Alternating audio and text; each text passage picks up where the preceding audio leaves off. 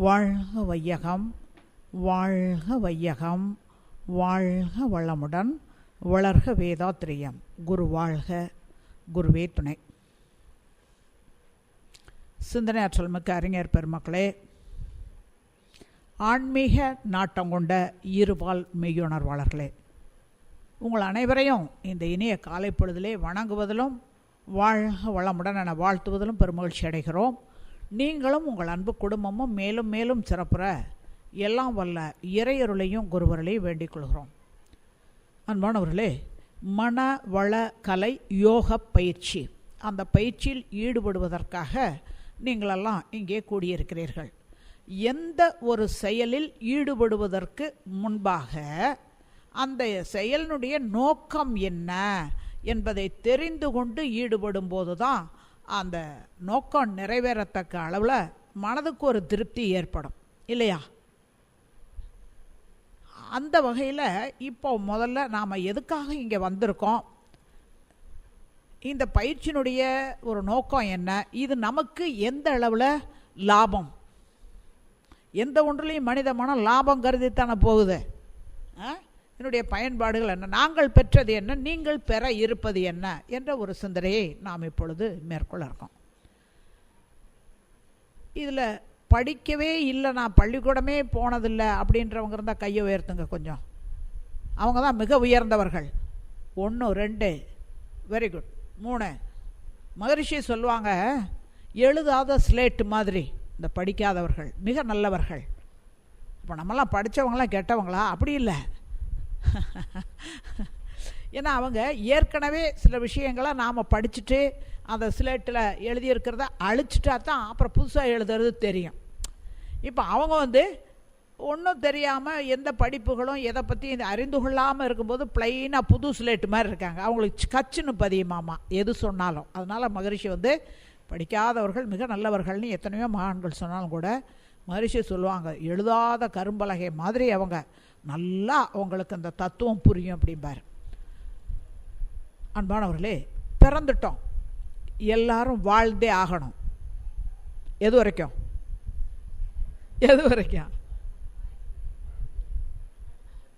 அந்த வார்த்தை பயமாக இருக்குது சொல்கிறதுக்கு. சாகிற வரைக்கும் வாழ்ந்தே ஆகணும், வேறு வழியில் மாட்டிட்டோம். சாகிறதுங்கிற வார்த்தையை சொல்கிறது கூட பயமாக இருக்குதுல்ல. பிறந்து விட்ட எல்லோருமே ஒரு நாள் இறக்க போகிறோம். அதனால் அந்த பிறப்புக்கும் இறப்புக்கும் இடைப்பட்ட காலத்தில் நமக்கு எவ்வளவோ நிகழ்வுகள், அந்த நிகழ்வுகள் தான் வாழ்வு எனப்படுவது. அந்த வாழ்வு இனிமையாக இருக்கணும்னு எல்லாருமே ஆசைப்படுறோம். நினச்சதெல்லாம் நடக்கணும் அப்படின்னு ஆசைப்படுறோம். ஆசைப்படுறோமா இல்லையா? ஆசை மட்டும் இருந்தால் போதுமா? செயல் செஞ்சால் தானே விளைவை அனுபவிக்கலாம். பசிக்குதுன்னு சொல்லிக்கிட்டே இருக்கும். தட்டு நிறையா சோறும் முன்னாடி இருக்குது, சாப்பிட வேண்டியது யார்? அப்போ பசிக்குதுன்னு சொல்கிறத விட செயல் செய்யணும். சோறு இருக்குன்னா எடுத்து சாப்பிட்டோம்னாக்கா பசி தீர்ந்து போயிடும். செயல் செஞ்சால் விளைவை அனுபவிக்கலாம். ஆக வாழ்க்கையை இனிமையாக வாழணும்னு பிரியப்படுறோம், ஆசைப்படுறோம். அதற்கான செயல்களில் ஈடுபடுவதற்காகத்தான் அந்த மனவளக்கலை யோக பயிற்சியில் நம்ம இவ்வளவு நாள் கழித்து, நமக்கு இத்தனை நாள் கிடைக்கல, எவ்வளவோ காலத்தை வீணாக்கிட்டோம். இனிமேலாவது இருக்க போகிற நாட்களில் அந்த இனிமையை நாம் அந்த இனிமையை சுகத்தை உணர்ந்து நாமளும் நம்ம குடும்பமும் மேம்படணும். சரி, வாழ்வுக்கு ஆதாரமாக இருக்கிறது எது? பிறந்ததுலேருந்து இன்றைக்கி வரைக்கும் சாப்பிட்ருக்கோம். காலையில், மத்தியானம், சாயந்தரம், இடையில கிடைக்கிறதெல்லாம் சாப்பிட்ருக்குமா இல்லையா? எதன் மூலமாக சாப்பிட்டோம்? வாய். இந்த வாய் எங்கே இருக்குது? உடம்புல இருக்குது. உடம்புல ஒரு பகுதியாக இருக்குது. அப்போ அந்த வாழ்வுக்கு ஆதாரமாக இருக்கிறது உடல். உடல் இல்லைன்னாக்கா சாப்பிட முடியுமா? முடியாது. சரி தான், வெறும் உடம்பு மட்டும் இருந்தால் அதை செத்த உணம்ன்றுவாங்க, டெட் பாடி.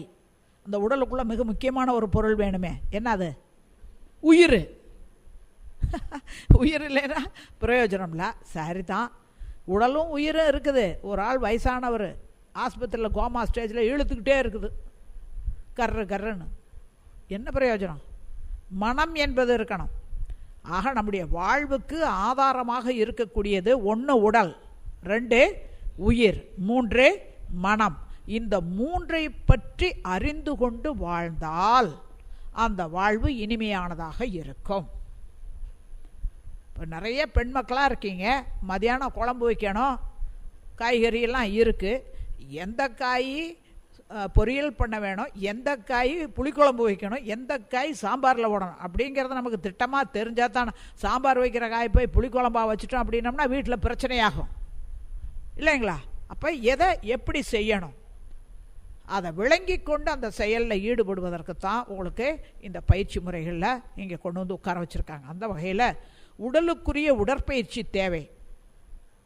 ஏன் தேவை? நாங்கள் தான் நிறைய உழைக்கிறோமே அப்படின்னு சொல்லலாம்.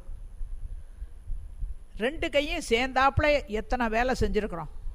வலது கையை மட்டும்தான் அதிகமாக உபயோகிப்போம், இந்த இடது கையை சும்மாவே தான் வச்சுட்ருக்கோம். அதே மாதிரி ஒவ்வொரு உறுப்பையும் நம்ம உடம்புல எடுத்துக்கிட்டோம்னா நம்முடைய தொழில், சூழ்நிலை, வாழ்நிலைக்கு ஏற்பத்தான் நம்ம பயன்படுத்துகிறோம். அப்போ இந்த உடம்புக்குள்ளார ரத்த ஓட்டம், வெப்ப ஓட்டம், காற்றோட்டம், உயிரோட்டம் இதெல்லாம் இருக்குது. எல்லாம் குறிப்பிட்ட சுழல் வேகத்தில், குறிப்பிட்ட அழுத்தத்தில் இருக்கிற வரைக்கும் எல்லாம் சொன்ன பேச்சு கேட்குது. ஏதாவது ஒன்றில் முறை மாறி மீறி முரண்பாடு ஏற்படுமே ஆனால் அவ்வளோதான், எல்லா ஓட்டமும் குழப்பமாயிரும். அப்போ நமக்கு எத்தனையோ வியாதிகள் வருது. வியாதி வந்த பிறகு ஆஸ்பத்திரியில் போய் ஊசியை போடுறோம், மாத்திரை வாங்கி திங்கிறோம். அதனோட சைடு எஃபெக்ட், பக்க விளைவுகள் ஒன்று கிடக்க ஒன்று இப்படியே ஆகுது. அதனால் ஆசான் அழுத்தந்தை தத்துவஞானி வேதாத்திரி மகரிஷி அவர்கள், இந்த நூற்றாண்டு கண்ட மகான், சித்தா, ஹோமியோ, ஆயுர்வேதிக் 3லையும் டாக்டரேட் பண்ணியிருக்கார். இந்த இந்திய அரசாங்கம் அவருக்கு வைத்திய பிஷக்குங்கிற பட்டம் கொடுத்துருக்கு. தான் படித்த உடல் கல்வியை ஆன்மீகத்தோடு இணைத்து தற்காலிக நிவாரணம் என்று இல்லாமல் நிரந்தரமான தீர்வு ஆண் பெண் இருபாலருக்கும் கிடைக்க வேண்டும் என்பதற்காக உடலுக்குரிய உடற்பயிற்சியை வடிவமைச்சு கொடுத்துருக்காங்க. அந்த பயிற்சியை செய்ய செய்ய வந்த நோய் நீங்கணும். இதுவரைக்கும் நம்ம வாழ தெரியாமல் வாழ்ந்து இந்த உடம்பை நிர்வகிக்க பராமரிக்க தெரியாதனால ஏகப்பட்ட சிக்கல் இருக்கும். அல்லது நாம் ரொம்ப யோக்கியமாக தான் இருந்திருப்போம், ஆனால் நம்ம பெற்றோர்கள் மூலமாக என்னென்ன வியாதியோ நமக்கு தெரியாது, அதையெல்லாம் நாம் வாங்கிட்டு தான் வந்திருக்கோம். அப்போ வந்த நோய் நீங்கணும், இனிமே வியாதி வராமல் காத்து கொள்ளவும் என்ற வகையில் உடற்பயிற்சி தொடர மகரிஷி வடிவமைச்சிருக்காங்க. அந்த பயிற்சி கைகளுக்கு, கால்களுக்கு, கண்களுக்கு, மூச்சுக்கு என்று ஒவ்வொரு உறுப்பும் உள்ளுறுப்புகளெல்லாம் இயங்கக்கூடிய அளவில் செய்யும்போது என்றைக்குமே உடல் சோர்வுங்கிறது வராது, மனசோர்வுங்கிறது வராது. நம்ம செய்யக்கூடிய செயல்களில் விருப்பத்தோடு, ஈடுபாடோட, சலிப்பு இல்லாமல், சங்கடம் இல்லாமல், வேதனையிலையும் கஷ்டத்துலேயும் செஞ்சோம்னாக்கா அந்த காரியம் சரியாகுமா? ஆகாது. அப்போது நம்ம உடல் ஆரோக்கியம் மிக முக்கியம். அதனால் உடலுக்குரிய உடற்பயிற்சியை கற்றுக் கொடுப்பாங்க. அது தேவையா, வேணுமா, வேண்டாமா? கட்டாயம் வேணும். அழுத்தமாக சொல்லுங்கள். நம்ம உடல் நமக்கு பாரமாக இருக்கக்கூடாது, மற்றவங்களுக்கும் பாரமாக இருக்கக்கூடாது. அடுத்தது உயிரை வலுவாக்கிக்கணும். ஏன்னா ஒரு 35 வயசு வரைக்கும் நமக்கு சக்தி இருக்குது. 35 வயசுக்கு மேலே ஆக ஆக உயிர்த்துகளுடைய எண்ணிக்கை குறைஞ்சி போயிடுது, உயிர் சக்தி குறைஞ்சி போயிடுறதுனால முதுமை என்பதில் நமக்கு ஏகப்பட்ட பிரச்சனைகள், நினைவு தடுமாற்றம், எத்தனையோ வியாதிகள் வருதுனாலும் அதை எதிர்ப்பு சக்தி இல்லாமையும் போயிடுது. வயோதிக காலத்தில் கண் இருக்குது ஆனால் தெரியல, காதில் ஓட்டை இருக்குது ஆனால் கேட்கலை, இப்படி பல வகையான துன்பங்கள் இருக்குது. அதிலிருந்தெல்லாம் மீட்சி பெறணும். அப்புறம் ரொம்ப நாளைக்கு வாழணும்னு ஆசை இருக்கா இல்லையா? இருக்குது. அப்போ ஆயுளை நீட்டித்து கொள்ளவும், ஆயுளை நீட்டித்து கொள்ளணும்னா 120 வயசு வரைக்கும் ஒரு மனுஷன் வாழலாம்னு சொல்கிறாங்க. ஆனால் பாயும் படுக்கையுமா ஐயோ அது இதுன்னுகிட்டே இருந்தால் 120 வருஷம் வாழ்கிறதுனா அது அர்த்தமே இல்லை இல்லையா? அப்போ நோய் இல்லாமலும் இருக்கணும், ஆரோக்கியத்தோடு இருக்கணும், நீண்ட ஆயுளோடு இருக்கணும். அதற்காக சித்தர்களுடைய ஒரு அரிய கலை உயிர் துகளை அதிகப்படுத்தி நம்முடைய சக்தியை பெருக்கிக் கொள்வதற்காக காயக்கல்ப பயிற்சின்னு ஒரு பயிற்சியை கொடுக்குறாங்க. அது வேணுமா வேண்டாமா? அதுவும் தான். இப்போ உடற்பயிற்சிக்காக நாம் ஒவ்வொரு நாளும் ஒதுக்கி கொள்ளக்கூடிய நேரம் 35 நிமிஷத்துலேருந்து 45 நிமிஷம் செய்யக்கூடிய ஒரு பயிற்சி. இந்த உயிரை வலுவாக்கி கொள்வதற்கான ஒரு பயிற்சி காலையில் 3 நிமிஷம், சாயந்தரம் 3 நிமிஷம், ராத்திரி படுக்க போகும்போது ஒரே 1 நிமிஷம், உணவு சாப்பிட்றதுக்கு முன்னாடியெல்லாம் ஒவ்வொரு நிமிஷம், மொத்தத்தில் 10 நிமிஷம் ஒரு நாள் முழுசும் செய்யக்கூடிய பயிற்சியின் மூலமாக ஆயுளை நீட்டித்துக் கொள்ளலாம். முதுமையில் வரக்கூடிய பிரச்சனைகளிலிருந்து விடுபட்டு என்றும் இளமையோடு இருக்கலாம் என்பதற்காக மகான் தன்னுடைய 60வது வயது வரை ஆராய்ந்து நமக்காக பொதுமைப்படுத்தி ஆண் பெண் இருபாலரும் வயது வந்தவர்களெல்லாம் செய்யத்தக்கதாக வடிவமைச்சு அந்த பயிற்சி முறையை கொடுத்துருக்காங்க. இப்போ உடற்பயிற்சியை 8 வயதிலிருந்து எல்லாரும் செய்யலான்றோம். ஆனால் இந்த உயிரை வலுவாக்கி கொள்ளக்கூடிய பயிற்சியும் அடுத்து மனதை அமைதி நிலை கொண்டு வரக்கூடிய தியான பயிற்சியையும் வயது வந்தவர்கள் மட்டும்தான் கற்றுக்கொள்ள முடியும் என்ற வகையில் மகரிஷி அதை முறைப்படுத்தியிருக்காங்க. சரி, உயிருக்கான பயிற்சி நமக்கு வேணும்னு முடிவு பண்ணிட்டோம். இப்போ அடுத்தது மனதுக்கான பயிற்சி, அதுதான் தியானம். மனம்தான் மனிதன், மனிதன்தான் மனம். மனம் இல்லாத மனிதர்களும் இல்லை, அந்த மனதை பற்றி முழுமையாக அறிந்து கொண்ட மனிதர்களும் இல்லை. ஆனால் அந்த மனம் என்பதில் நமக்கு பிடிச்சது நடந்தால் ஆர்ப்பாட்டமாக குதின்னு குதிச்சுக்கிறோம். பிடிக்கலை அப்படின்னா துவண்டு போயிடுறோம். இந்த இன்பம் துன்பங்கிற ரெண்டுலேயே இருக்கும். அது காரணம் என்ன அப்படின்னு பார்த்தாக்க பழக்கத்தின் வழியே வந்துட்டோம். இன்பங்கிறது துன்பங்கிறதெல்லாம் இல்லவே இல்லை, நம்ம மனம்தான் கருதி கொள்ளுது. ஒரு உதாரணத்துக்கு பாருங்கள், மழை பெய்யுது, விவசாயி சொல்கிறார், ஆஹா நல்ல தருணத்தில் மழை பெஞ்சிருச்சப்பா, எனக்கு இந்த தடவை நிறைய அறுவடை ஆகும் அப்படின்னு சந்தோஷப்படுறார். கான்ட்ராக்டுக்கார் 10 கட்டடம் எடுத்திருக்கார், பூரா ரூப் காங்கிரீட் போடணும்னு சாமான்லாம் கலெக்ஷன் ஆகிப்போச்சு. அவர் என்ன சார், சண்டாளப்போ என் மழை பெஞ்சு என் பொழப்பை கெடுத்துருச்சுன்றார். ஆக நிகழ்வுகள் நடந்து கொண்டே இருக்கிறதே அந்த மனதை பொறுத்து தான் அவங்கவுங்க ஏற்றுக்கொள்ளக்கூடிய இன்பம் துன்பம். ஆக இன்பம் துன்பங்கிறதே இல்லவே இல்லை, மனித மனம்தான் அப்படி கணக்கு போட்டுக்கிறது. அந்த வகையில் அந்த இன்ப துன்பம் கடந்து போகணும். இந்த உடல் முழுவதும் உயிர் சுழன்றுகிட்டு இருக்கு. எந்த ஒன்று சுழன்றாலும் அதற்கு மையம் அமைத்துக்கொள்ளும் என்பது பொதுவான விதி. அந்த வகையில் நம்முடைய உடலுக்கு மையமாக இருக்கக்கூடியது அடிவயிற்று பகுதி, மூலாதாரம் என்ற இடம். அங்கே தான் உயிர் துகள் திணிமிக்கதாக இருக்குது. காரணம் என்ன அப்படின்னாக்கா, உயிர் துகள் என்பது, உயிர் என்பது ஒரு பொருள் அல்ல, பல கோடி துகள்கள் தன்னைத்தானே மிக விரைவாக சுற்றி கொண்டிருக்கக்கூடிய சுழல் அலைகள். அதெல்லாம் வெளியில் இருக்கும்போது விண் என்றும் ஆகாச துகள் என்றும் ஈத்தர் என்றும் எத்திரியல் பார்ட்டிக்கிள் என்றும் அறிவியலார் சொல்கிறாங்க. அதே துகள்கள் நம்ம உடலுக்குள்ளார உச்சி முதல் பாதம் வரை இயங்கி கொண்டிருக்கும்போது அது உயிர் என்று சொல்லப்படுகிறது. அது சுழன்று கொண்டு இருக்கு. இது வித்துக்குழம்புல தான் அதிகமாக திணிமிக்கதாக இருக்கிறது. வித்துக்குழம்பு என்று சொல்லக்கூடிய செக்ஷுவல் வைட்டல் ஃப்ளூயிடோ 14 வயதுக்கு மேலே வயது வந்த பிறகு சிரசு பகுதியிலேருந்து இறங்கி முதுகுத்தண்டு வழியாக அடிவயிற்று பகுதியை வந்து அடையுது. அதுதான் பால் உணர்வு சுரப்பி. அதனால் உயிர்த்துகளும் அங்கே தான் அதிகமாக தேங்கியிருக்கு. உயிர்த்துகள் என்பது தன்னைத்தானே மிக விரைவாக சுற்றி கொள்றதுனால ஏற்படக்கூடிய ஒரு அலை, அது தள்ளல் கொள்ளல் சக்தியாக இருக்குது. அதுவும் அங்கே தான் அதிகமாக தேங்கியிருக்கு. ஆக உடலுக்கு மூலப்பொருளானது வித்துக்குழம்பு, உயிருக்கு முக்கிய பொருளானது உயிர் துகள்கள், மனதுக்கு மூலப்பொருளானது ஜீவகாந்தம்னு சொல்லக்கூடிய இந்த 3 மையம் கொண்டுள்ள இடம் கருமையம், ஜெனட்டிக் சென்டர், மூலாதாரம் என்ற வார்த்தையில் குறிக்கப்படுது. அது அடிவயிற்று பகுதியில். அது கீழ்நிலையில் இருக்கிற வரைக்கும் இன்பம் துன்பம் இதுலேயே மாட்டிகிட்டு இருப்பான் மனுஷன். இந்த மனம் என்பது உயிர் துகளுடைய சுழல் வேகத்தை வச்சு மன அலைச்சுழல் வேகம்னு கணக்கிட்டிருக்காங்க. அதுக்கு ஒரு கருவியும் கண்டுபிடிச்சிருக்காங்க. அது எலக்ட்ரோ என்செஃபலோகிராஃப்னு ஒரு கருவி. அந்த ஒன்றுக்கு குறைவாக கீழே இறங்கிருச்சு சுழல் வேகம்னா மனுஷன் செத்து போயிட்டான்னு அர்த்தம். 40க்கு மேலே அதிகமாக போயிட்டாக்கா மனுஷன் செத்து போயிட்டான்னு அர்த்தம். அப்போ ஒரு வினாடிக்கு 1லிருந்து 40ங்கிற சுழல் வேகத்தில் இயங்கி கொண்டிருக்கக்கூடிய ஒரு இயக்கம் தான் இந்த மனித உடலுக்குள்ளாக உயிர் சக்தியாக இருக்கிறது. அப்போது இது 14லிருந்து 40ங்கிற ஒரு அலை இயக்கத்தை பீட்டா அலைன்னு சொல்கிறாங்க. உணர்ச்சி வயப்பட்ட நிலை, சிந்திக்காமல் நம்முடைய எண்ணம், அந்த எண்ணத்தின் வழியே வார்த்தைகள் வர்றது, செயல் செய்கிறது. விளைவு என்னன்னா துன்பம். அதுதான் 14லிருந்து 40. பொய் சொல்கிறது, திருடுறது, பேராசையாக நினைக்கிறது, கோவப்படுறது, கவலைப்படுறது, வருத்தப்படுறது, இப்படி எல்லாம் இருக்குல்லையா, பொறாமப்படுறது, இது எல்லாமே 14லிருந்து 40ங்கிற மன அலைச்சுழல் வேகத்தில் நம்மகிட்ட இருந்து வெளியே வருது. மூளை விரிச்சு காட்டும்போது எண்ணமாகி அது சொல்லாக செயலாக மலருது. விளைவு கடைசியில் துன்பம் தான். துன்பம் இல்லாமல் வாழணும்னு மனுஷன் நினைக்கிறான். அப்போது அதை விளைவை கணித்து கொண்டு அமைதியான நிலையில் சிந்தித்து இந்த செயலை செய்வதனால விளைவு என்ன வருங்கிறத தெரிஞ்சு செய்யணும். அதற்காக நம்முடைய முன்னோர்கள் அது கீழ்நிலையிலேயே அந்த உயிர் சக்தி இருக்கிற வரைக்கும் பழக்கத்தின் வழியே தான் ஏன் செய்கிறோம் எதுக்கு செய்கிறோம்னே தெரியாமல் செய்வாங்க. அப்புறம் கடைசியில் துன்பங்கிறாங்க இந்த மனிதர்கள். அதுக்கு விளைவை கணித்து கொண்டு செயல் செய்யணும். அமைதி நிலையில் செயல் செய்யணும்னா அதுக்குரிய இடம் என்ன அப்படின்னா பூர்வ மையம் தான்.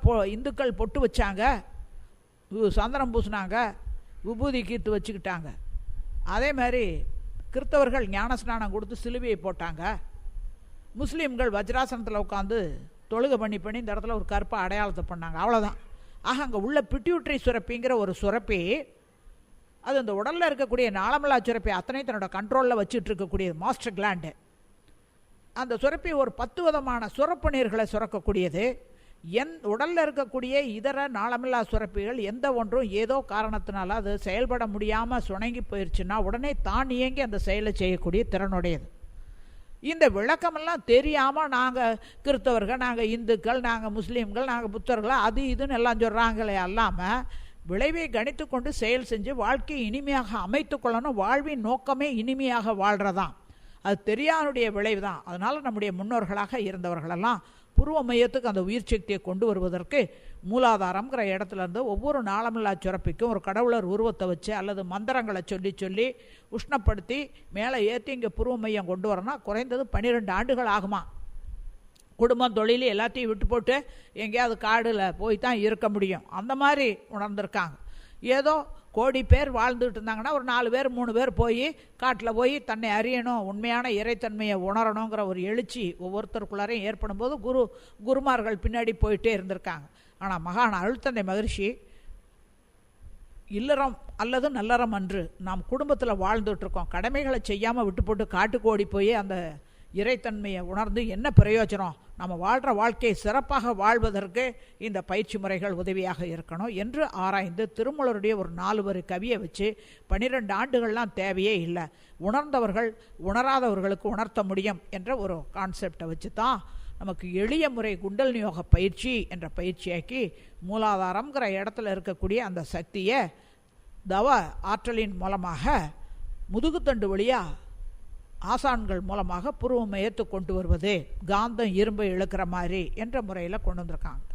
அப்போ அந்த பயிற்சி தான் குண்டலினி யோக தியானம். குண்டம் என்றால் வெப்பம், அலி என்றால் ஆண் பெண் அற்ற நிலை. ஆணாக இருந்தாலும் பெண்ணாக இருந்தாலும் அடிவயிற்று பகுதியில் தான் உயிர் சக்தி அதிகமாக தேங்கி இருக்கு. அது வெப்பமாகவும் இருக்குது. அதனால தான் அது குண்டலினின்னாங்க. அதை உயர்த்தி மேலே ஆக்கினைக்கு கொண்டு வருவாங்க. அப்போ புருவ மைய உணர்வில் நம்ம உடலில் 5 புலன் உணர்வுன்னு சொல்கிறோம். அழுத்தம், அதை உணர்வதற்கு தோல், ஒலி உணர்வுக்கு காது, சுவைக்கு நாக்கு, வாசனைக்கு மூக்கு, ஒளிக்கு கண்கள். இந்த 5 புலன் உணர்வுகளையும் ஒரே புலன் உணர்வாக்கி மன ஓர்மை பெறும்போது நாம் செய்யக்கூடிய செயல்கள் எல்லாவற்றிலையும் வெற்றி மேலே வெற்றியை அடைய முடியும். ஒரே நேரத்தில் நம்ம ஒரு செயலை செய்யும்போது 13 நினைவு வந்துச்சுன்னா ஏதாவது ஒன்றை செய்ய முடியுமா? இல்லை. ஒன்றுனா ஒன்றைப்பிடி, உறுதிப்பிடி, கடைப்பிடி, மெய்ப்பிடி. அந்த மன ஓர்மை தான் நமக்கு தடமாற்றம் இல்லாமல் இருக்கும். அந்த மன ஓர்மைக்கான ஒரு பயிற்சியை தான் ஆக்கினை தீட்சை கொடுத்தல்ங்கிறாங்க. நீங்கள் செய்ய வேண்டியதெல்லாம் அமைதியாக இருந்து இன்றைய அந்த தியானத்தை நீங்கள் ஏற்றுக்கொள்ள வேண்டியதுதான். அதன் பிறகு நாங்கள் சொல்கிறத மட்டும் நீங்கள் அப்படியே ஃபாலோ பண்ணிங்கன்னாவே போதும். உங்களுடைய உயிர் சக்தியை மேலே கொண்டு வந்து ஆசிரியர்கள்லாம் ரெடியாக இருக்காங்க. புருவ மையம்ங்கிற இடத்துல தொட்டு காமிச்சிருவாங்க. அங்கேயே நினைக்கணும், அவ்வளோதான், வேறு ஒன்றுமே இல்லை. இதுதான் தியானம்ங்கிறது. இப்போ அம்மா நடத்துகிறாங்க ஒரு தியானம். அன்னையை வணங்கி, தந்தையை வணங்கி, குருவை வணங்கி. என்னைக்காவது நீங்களாம் வணங்கியிருக்கீங்களோ என்னமோ. நான் எங்கள் அம்மா அப்பாவை வணங்கணுங்கிறதோட எனக்கு தெரியாது. நான் பெரிய அதிகாரியாக உத்தியோகம் பார்த்தேன், அது வேறு விஷயம். ஆனால் அம்மா அப்பா இந்த உடலையும் உயிரையும் கொடுத்தவங்களுக்கு நன்றி செலுத்த தெரியாமல் வாழ்ந்த வாழ்க்கையை நான் ஒரு நாளும் வாழ்க்கையாகவே கருதலை. மகானிடம் வந்து பயிற்சி எடுத்த பிறகு தான் எனக்கு அடடடடா, நம்ம அம்மா அப்பா அவங்களோட தியாகம் எப்படி அவங்க பெத்து போட்டாங்க, அவங்க போட்ட பிச்சை, குருநாதர் போட்ட பிச்சை, நம்ம அறிவை பற்றி, உயிரை பற்றி, வாழ்க்கையை பற்றி நாம் தெரிந்து கொண்டோம். அது வரைக்கும் நம்ம வாழ்ந்த வாழ்க்கை அல்ல. நம்முடைய உடலை பற்றி, உயிரை பற்றி, மனதை பற்றி அறிந்து தெளிந்து சரியான முறையில் வாழ்ந்தா இப்போ என்ன நடந்துகிட்டு இருக்கோ அதை அப்படியே ஏற்றுக்கொள்ளக்கூடிய மனப்பக்குவம் கிடைச்சிரும். ஒவ்வொருவருக்குள்ளரையும் தெய்வீகம் இருக்கு, அந்த தெய்வீகத்தை வெளிப்படுத்த முடியும். இவ்வளவுதான்.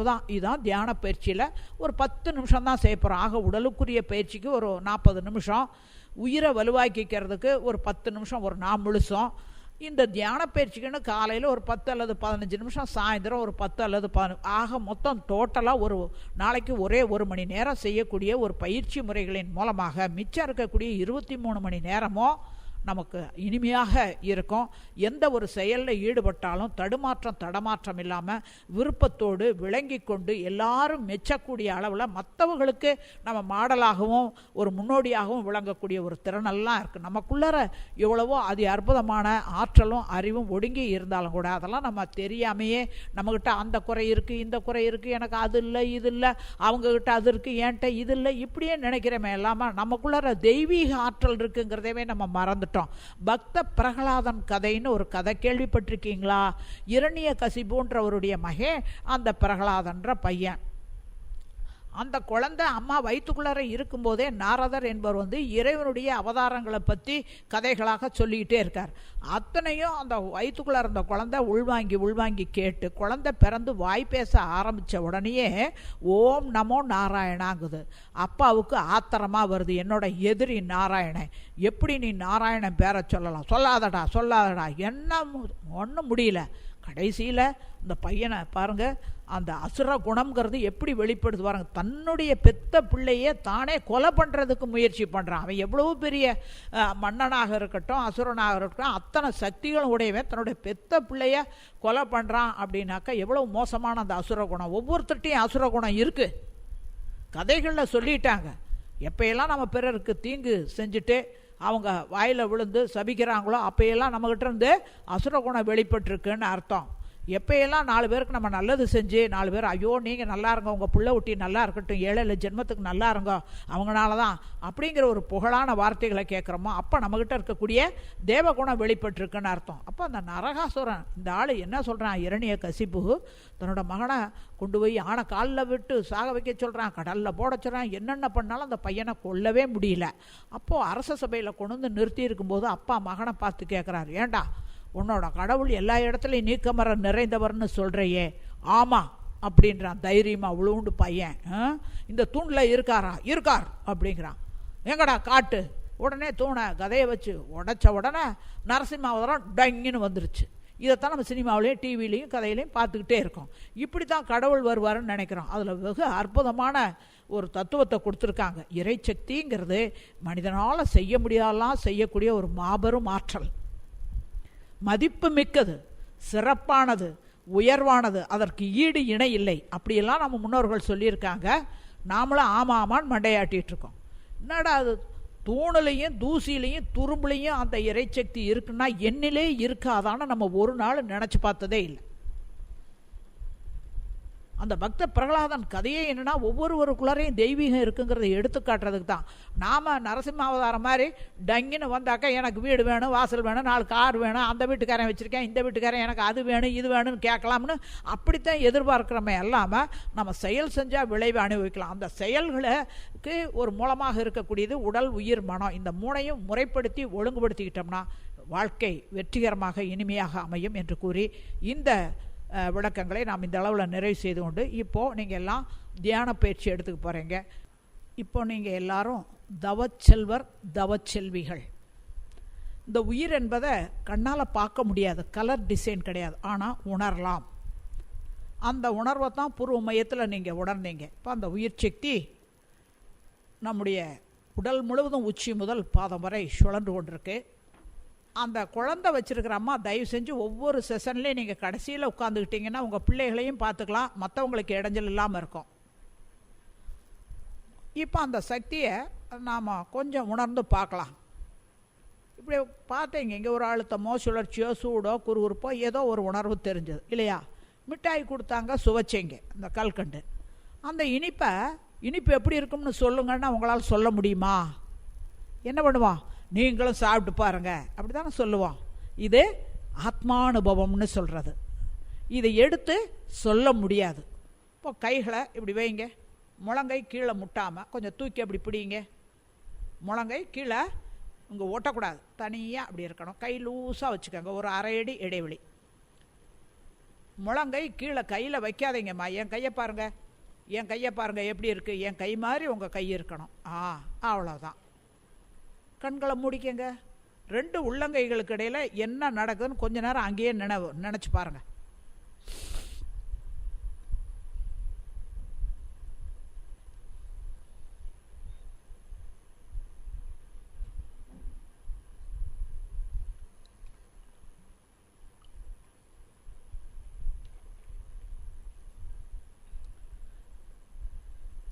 வலது கையை இடது கை இழுக்கிற மாதிரி இருக்குது, இடது கையை வலது கை இழுக்கிற மாதிரி இருக்குது. தெரியுதா? கொஞ்சம் கண்ணை திறந்து பாருங்கள். என்னைய விலைக்கு கொண்டு வாங்க, கையை கிட்ட கொண்டு வாங்க. ஸ்ப்ரிங் ஆக்ஷன் மாதிரி இருக்கும் பாருங்கள். இருக்கா? இந்த சக்தியை தான் நீங்கள் புருவ மையத்தில் உணர்ந்தீங்க. இது இப்படித்தான் யாரும் எடுத்து சொல்ல முடியுமா? அவங்கவுங்க உணர்வு பூர்வமாக, அதுதான் ஆத்மா அனுபவம்பாங்க. ஆத்ம தரிசனம் இறை தரிசனத்துக்கு வாய்ப்பாக இருக்கும். இந்த உபதேசம் கொடுக்கறதுனா என்ன? தீட்சை கொடுத்தல்னு அம்மா சொன்னாங்க, பேராசிரியர் அம்மா. தீட்சை கொடுத்தல்னா என்ன? அம்மா அப்பா கொடுத்தது இந்த உடலும் உயிரும். அறிவுக்கு மறுபிறவி ஞான ஆசானுடைய உயிராற்றல் நம்மோடு கலக்கப்படும் போது அதுதான் அறிவுக்கு மறுபிறவி. கோடான கோடி பிறவி எடுத்து வந்திருக்கோம். அம்மா அப்பாட்டிருந்து அவங்க எத்தனை பேருடைய வாழ்த்துக்களுக்கு ஆளானார்களோ அதெல்லாம் நமக்கு புண்ணிய பதிவாக இருக்குது. எத்தனை பேருடைய சாபத்துக்கு ஆளானார்களோ அதெல்லாம் நமக்கு உடலிலே நோயாக, உள்ளத்திலே களங்கமாக, வாழ்க்கை சிக்கல்களாக இருக்குது. இதெல்லாம் களங்கப்பட்டு போயிருக்கு. இந்த தெய்வீகம் நமக்குள்ளே இருக்கக்கூடிய தெய்வீக சக்தியோ களங்கப்பட்டு போயிருக்கு. அந்த களங்கத்தை நீக்குவது, போக்குவது என்பதைத்தான் தீட்சை கொடுத்தல். நாங்கள் ஆன்மாவை தூய்மைப்படுத்தக்கூடிய ஒரு செயல்பாட்டுக்கு தீட்சைங்கிற வார்த்தையை நம்முடைய முன்னோர்கள் உபயோகிச்சாங்க. அந்த வகையில் மகான் அருள் தந்தை நமக்கு சொல்கிறாங்க, ஒருபடி பால் வாங்குறீங்க. ஒருபடி பால் எதுக்கு? நமக்கு தேவை காப்பிடி தான். நாளைக்கு நம்ம வீட்டுக்கு உறவுக்காரவங்கெல்லாம் வர்றாங்க, அவங்களுக்கு தயிர் சோறுக்கு தயிர் பண்ணணுமே, அதுக்காக ஒருபடி பால் வாங்கினீங்க. பாலை வாங்கி வச்சுட்டு தயிராயிருன்னா தயிராகுமா? என்ன பண்ணணும்? பாலை காய்ச்சணும். சரி, காய்ச்சின உடனே போட்டிங்கன்னா என்னாச்சு? பால் பிறுத்து போயிடும். அப்போ அது ஒரு குறிப்பிட்ட நேரம் வரைக்கும் ஆற விடணும். இதமாக பதமாக விரல் படுற சூட்டுக்கு வச்ச பிறகு எவ்வளவு தயிர் போடுறீங்க? அதில் ஒரு துளி. சரி, ஒரு துளியை போட்டுட்டு பாத்திரத்தை அங்கிட்டு இங்கிட்டு நகர்த்தி வச்சா தயிராகுமா? ஆகாது, கெட்டியாகாது, குழபடபடான்னு போயிடும் இல்லையா? அதே இடத்துல அப்படியே இருக்கணும். சரி, தயிரை போட்ட உடனேயே அது பூரா பாலும் தயிராயிருச்சா? எவ்வளோ நேரம்? ஒரு குறைந்தது 5 மணி நேரம், 6 மணி நேரம், 7 மணி நேரம், அந்த சீதோஷ்ணத்தை பொறுத்து அவ்வளவு நேரம் நம்ம காத்திருந்தா தான் அந்த பால் தயிராகும் இல்லைங்களா? அது மாதிரி அது எப்படி அந்த பால் தயிராச்சு? ஒரு துளி தானே நம்ம போட்டோம். அந்த ஒரு துளி தயிரில் ஈஸ்ட் என்ற புளிப்புத்தன்மை உள்ள பாக்டீரியா இருக்குது. அந்த பாக்டீரியா 1 2 ஆகும், 2 4 ஆகும், 4 8 ஆகும், பெருகி பெருகி பெருகி பெருகி பெருகி அந்த பால் முழுவதும் பெருகி முடித்த உடனே அது கெட்டியாகி தயிராயிருச்சு. ஒரு துளியில் இருந்தது பெருகுச்சு. அது மாதிரி ஆசான் அருள் தந்தை வேதாத்திரி மகரிஷி அவர்கள் இறைநிலையை உணர்ந்தவர், மற்றவர்களுக்கு உணர்த்தியவர். தூய்மையான ஆன்மா, அவருடைய ஆன்மா நமக்குள் செலுத்தப்பட்டிருக்கிறது என்று. அவர் தான் இல்லையே, இவங்க தான் அப்படி தொட்டாங்க அப்படின்னு நீங்கள் நினைக்கலாம். எங்களுக்குள் மகானுடைய உயிராற்றல் பயிற்சி பெற்றவர்கள்.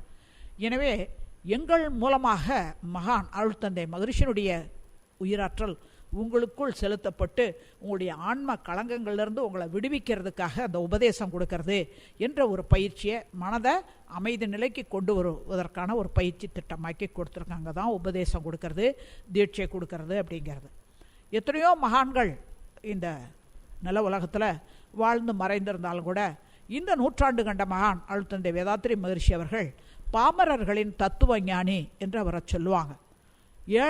ஏழ்மையான ஒரு குடும்பத்தில் பிறந்து வறுமையிலிருந்து மீட்சி பெறணுங்கிறதுக்காக அவருடைய உழைப்பை கொண்டே, அவருடைய ஆற்றலை கொண்டே உயர்ந்த ஒரு மகான். தான் உயர்ந்தது மட்டுமல்லாமல் இந்த உலகத்தில் இருக்கக்கூடிய அத்தனை மனிதர்களையும் உயர்த்த வேண்டும். இன்றைக்கு இருப்பவர்கள் மட்டுமில்லை, உலகம் அழியும் வரை தோன்றக்கூடிய அனைத்து மனிதர்களும் இனிமையாக வாழ்வதற்கு என்னால் என்ன செய்ய முடியும் என்று நினைத்து நினைத்து தன்னையே இந்த சமுதாயத்துக்காக அர்ப்பணித்து கொண்ட மகான், இறைநிலையை உணர்ந்தவர், மற்றவர்களுக்கு உணர்த்தியவர். அவருடைய உயிராற்றல் நம்மோடு இன்று இணைக்கப்பட்டிருக்கு. நீங்கள் அனைவரும் ஒவ்வொருவரும் ஒரு வேதாத்திரி மகரிஷியாக நான் பார்க்கிறேன். உங்களுக்கு ஒவ்வொரு பேர் இருக்கலாம் தனித்தனியா, ஆனால் இன்னைக்கு மகானுடைய உயிராற்றல் உங்களோடு கலப்புற்றதுனால நாம் அனைவருமே ஒரே குடும்பத்தைச் சேர்ந்தவர்கள். நமக்குள் ஏற்ற தாழ்வு, உயர்வு தாழ்வு என்பதே இல்லை. ஒரு ஆக்சிடெண்ட் ஆயிடுச்சு அப்படின்னா ஒரு ரத்த வங்கியிலேருந்து ரத்தம் வாங்கிட்டு வர்றாங்க. இவன் எந்த ஜாதியை சேர்ந்தவன், எந்த மதத்தை சார்ந்தவன், பணக்காரனா, பணக்காரனுக்கு பணக்காரன் ரத்தம் தான் வேணும், இப்படி ஏதாவது கேட்குறோமா? என்ன பண்ணுறோம்? உடனடியாக ரத்தம் கிடச்சா போதும்னு நினைக்கிறோம். அப்போ மட்டும் வராத ஜாதி மத இனம், படித்தவன் படிக்காதவன், ஏழை பணக்காரங்கிறது இல்லாதது. ஆனால் மனித சமுதாயத்தில் வாழ்ந்து கொண்டு இருக்கும் போது மட்டும் ஏற்றத்தாழ்வுன்னு வருதே, அது கூடவே கூடாது. எல்லாரும் மனிதம் புனிதம் பெற வேண்டும் என்கிறார் அருட்தந்தை மகரிஷி அவர்கள். எனவே அன்பானவர்களே, இந்த அற்புதமான தவத்தை எடுத்துக்கொண்டோம். இதனுடைய பலன்கள் என்ன, அது வேணுமே. என்ன லாபம் ஆரம்பிக்கும் போது அதுதான, என்ன லாபம் நமக்கு கிடைக்கும் இந்த பயிற்சி எடுத்துக்கிட்டாங்கிறது தான் பார்த்தோம். உடலுக்குரிய உடற்பயிற்சி செஞ்சால் வந்த நோய் நீங்கும், இனிமேல் வியாதி வராமல் காத்துக்கொள்ளலாம்னு பார்த்தோம். உயிருக்கான காயகல்ப பயிற்சியை செய்யும் போது நமக்கு இம்யூனிட்டி பவர், எதிர்ப்பு சக்தி கூடும். முதுமையில் வரக்கூடிய பிரச்சனையிலிருந்து விடுபடலாம், என்றும் இளமையோடு இருக்கலாம், ஆயுளை நீட்டித்துக் கொள்ளலாம்னா. ஆக மனதை அமைதி நிலையில் வைத்துக் கொள்வதற்கான இந்த தியான பயிற்சியின் மூலமாக நமக்கு என்ன பயன் கிடைக்குங்கிறத ஒரு கவியில மகரிஷி சொல்கிறாங்க. ஒன்றி ஒன்றி நின்று அறிவை பழக்க. என் மனமே, அவங்க சொல்லிட்டாங்க, அங்கேயே நினைக்கணும், அங்கேயே நினைக்கணும். நினைச்சிங்களா இல்லையா? அறிவினுடைய கட்டுக்குள்ளார மனம் வந்துருச்சு. ஒரு கணம் ஒரு அழுத்தமோ சூடோ சுழற்சியோ குறுகுறுப்போ ஏதோ ஒரு புதுமையான ஒரு உணர்வை உணர்ந்தீங்களே, உங்களுக்குள்ள இருக்க தெய்வீகத்தை உணர்ந்துட்டீங்க. ஒரு கணம் இனி மேலும் மேலும் அதை டெவலப் பண்ணிகிட்டே போகிறது உங்கள் கையில் தான் இருக்குது. உங்களுடைய முயற்சி. மனிதனாக பிறப்பது என்பது நிகழ்ச்சி, மனிதர்களாவது என்பது அவரவர்களுடைய முயற்சி. இது தொட்டு காட்டிட்டாங்க. இதை நீங்கள் மீண்டும் மீண்டும் அங்கேயே நினைப்ப வைத்து செய்யணும். அப்போ ஒன்றி ஒன்றி நின்று அறிவை பழக்க உறுதி நுட்பம் சக்தி இவை அதிகமாகுங்கிறார் மகரிஷி. மனதுக்கு உறுதி, மனதுக்கு நுட்பம். நுட்பம்னா என்னன்னா, எதையும் உடனடியாக புரிந்து கொண்டு செயல் செய்யும் போது தடமாற்றம் குழப்பம் இருக்காது. அப்போ செய்யக்கூடிய செயலில் விளைவு துன்பமே வராது. மனதுக்கு உறுதி நுட்பம் சக்தி இவை அதிகமாகும். அன்று அன்று அடையும் அனுபவங்கள் எல்லாம் அறிவினிலே ஆழமாக பதிந்துவிடும். நன்று என்று கண்டபடி செயல்களாற்றும் நற்பண்பு புலன்களுக்கு அமைந்து போகும். என்றென்றும் கருவிடத்தே அறிவை ஒன்றும் இயற்கை முறை சிறப்புடைத்து இதுவே தவமாகும். ஆக கண் இருப்பது பார்க்கறதுக்கு, காது இருக்கிறது கேட்கறதுக்கு, மூக்கு இருக்கிறது முகர்றதற்கு, நாக்கு இருப்பது சுவைப்பதற்கு, வாய் இருப்பது பேசுவதற்கு, கைகள் வேலை செய்வதற்கு என்று இப்படியாகவே நாம் இதுவரைக்கும் வாழ்ந்து விட்டோம். இனி முதற்கொண்டு மகானுடைய உயிர்கலப்பு நமக்கு ஆயிடுச்சு. நம்ம மனவள கலைஞர்கள் ஆகிட்டோம், தவச்செல்விகள் தவச்செல்வர்கள் ஆகிவிட்டோம். இனி முதற்கொண்டு நம்முடைய செயல்பாடுகள் எப்படி இருக்க வேண்டும்னா, விளைவை கணித்து கொண்டு செயல் செய்யக்கூடிய திறன் நமக்கு மிகுதியாக வரும். அப்போ விளைவு துன்பம் வரும்னா அந்த செயலில் ஈடுபடுவோமா? மனம் தனது வலிமையை பெருக்கிக் கொள்வதற்கும் திறமைகளை வெளிப்படுத்துவதற்கும் தான் இந்த தியான பயிற்சி. மனதுக்கு வலிமை வேணுமா வேண்டாமா? வேணும். சக்தி வேணுமா வேண்டாமா? உறுதி வேணுமா வேண்டாமா? நம்முடைய திறமைகள் வெளிப்படணுமா வேண்டாமா? வேணுமா? வேணும் இல்லையா? அப்போ இந்த பயிற்சியை தொடர்ந்து நாம் ஈடுபடணும். அதன் மூலமாக நாமும் நம்முடைய குடும்பத்தினரும் உயர்வடைகிறோம். நாம் குடும்பத்தினரும் நாமும் உயர்வடைகிறோம். அப்படிங்கும்போது ஒட்டுமொத்த சமுதாயமே உயர்வடையும். காலையில் எழுந்தவுடனே சாப்பிட்றோம். இந்த சாப்பாடு கிடைக்கிறதுக்கு எத்தனை பேருடைய உழைப்பு வந்திருக்குன்னு நம்ம ஒரு நாள் நினைக்கல. பல்லு தேய்க்கிறோம், அந்த பல்பொடியோ அல்லது பேஸ்ட்டோ, இதெல்லாம் எத்தனையோ பேர் உழைச்சதன் மூலமாக கிடைச்ச பொருள் தான். குளிக்கிறோம், சோப்பு எத்தனையோ பேர் செயல் செஞ்சதுனால தான் அந்த சோப்பு நமக்கு கிடைச்சது. இந்த துணியை உடுத்துக்கிறோம், எத்தனையோ பேர் உழைச்சது. இந்த சமுதாயம் கொடுத்தது தான் நம்ம வாழ்க்கையை பிறந்ததுலேருந்து இன்னைக்கு வரைக்கும். இப்போ எனக்கு வயசு 66 ஆக போகுதுன்னா, ஒரு வருஷத்துக்கு நான் ஒரு மூட்டை அரிசி சாப்பிட்றேன். நான் மிக குறைவாக தான் சாப்பிட்றேன்னு வச்சுக்குவோம். 66 மூட்டை அரிசி தான் நானாக இருக்கேன். 66 மூட்டை பருப்பு தான் சாம்பாராக சட்னியாக நானாக இருக்குது. 66 மூட்டை காய்கறி தான் நானாக இருக்குது. இதெல்லாம் யார் கொடுத்தாங்க? இந்த சமுதாயம் கொடுத்தது.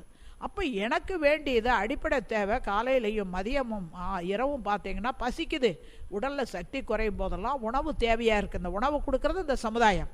என்னுடைய வாழ்க்கைக்கு என்னென்ன தேவையோ அத்தனையும் கொடுக்குற இந்த சமுதாயம். அப்போ என்னுடைய அடிப்படை தேவைகள் முழுமையாக எனக்கு கிடைக்குமே. ஆனால் நான் இந்த சமுதாயத்தில் எந்த ஒரு துறையில் எந்த ஒரு பொறுப்பில் இருக்கணும், அதை விருப்பத்தோடு மகிழ்ச்சியோடு எல்லா நிலைகளையும் என்னுடைய திறமைகளை வெளிப்படுத்தக்கூடிய அளவில் என்னால் உழைக்க முடியும். அப்படி உழைச்சா அந்த சமுதாயம் உயர்வடையும்.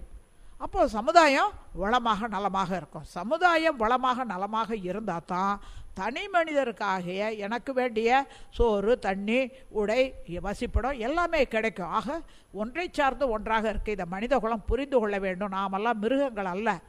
மனிதர்களுக்கு எத்தனாவது அறிவுன்னு சொல்லியிருக்காங்க? அது என்னங்க 6வது அறிவு? பகுத்தறிவுன்னு சொல்லுவாங்க. மிருகங்களுக்கு அது கிடையாது. நாமெல்லாம் துணி உடுத்திக்கிட்டு இருக்கோம், நாயெல்லாம் சட்டை போட்டிருக்கா, மாடெல்லாம் சீலை கட்டியிருக்கா, ஒன்றும் கிடையாது, அம்மனமாக தெரியுது. ஆஹா, 5 அறிவு விளங்கினோம் அப்படின்னு சொல்லும்போது அங்கே சிந்திக்க தெரியாது. 6வது அறிவு பெற்ற மனிதர்கள், சிந்திக்க தெரிந்தவர்கள், தானும் வாழலாம், மற்றவர்களையும் வாழ வைக்கலாம்.